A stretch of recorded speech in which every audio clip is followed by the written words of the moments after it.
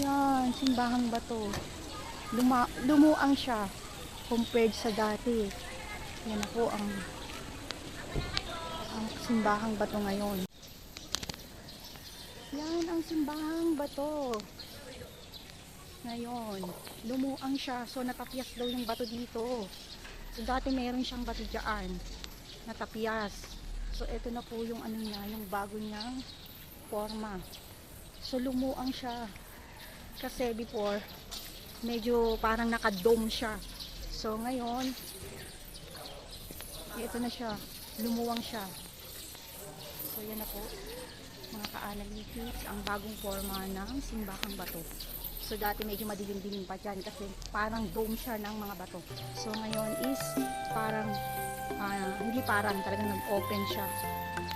So, yan ang itsura na ngayon. Yan, ipapasyal ko kayo. Sa mga hindi nakapunta dito, so, yan ang bagong itsura ng simbahang bato.